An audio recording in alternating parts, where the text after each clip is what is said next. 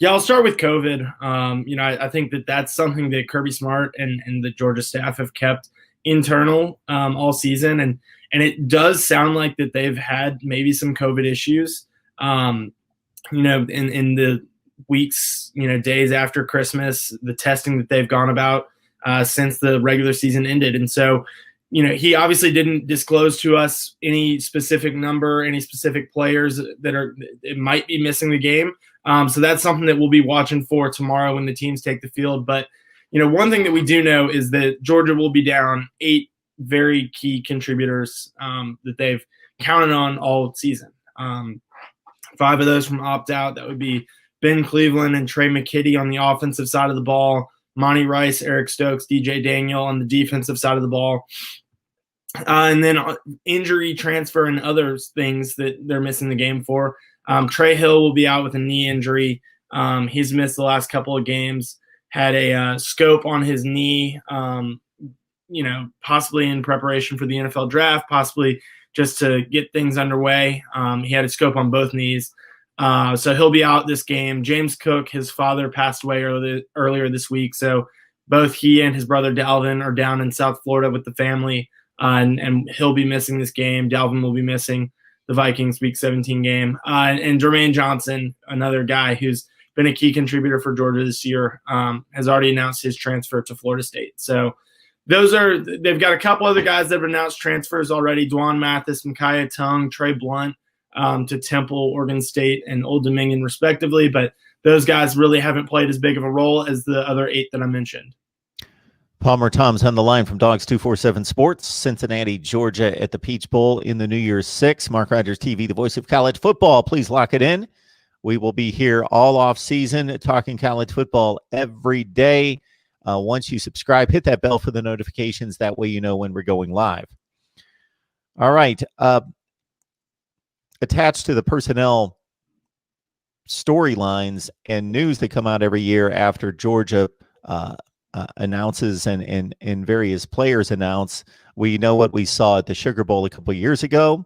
Then we saw a team that seemed to be more focused and realizing what the ramifications of maybe not showing up and doing their best the previous year and taking care of business against Baylor. Do you have any read on the incentive objective and approach here for Georgia? Yeah, it's definitely been harder to get a read on that this year than it has been in other years. Like you said, with the 2 Sugar Bowl games, we were able to go see practice down in New Orleans.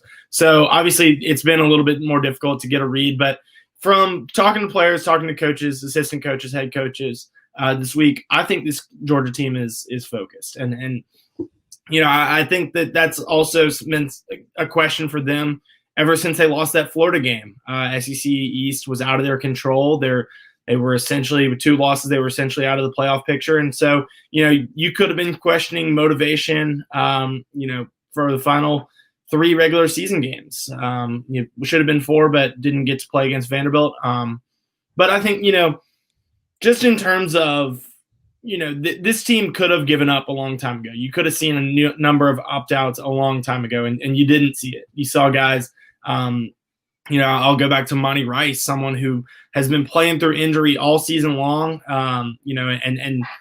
and came back, continued to try and fight to stay out on the field, didn't miss a game. He's been out there. He's not going to play in this bowl game, but, I think that that's sort of, in a nutshell, what this team looked like.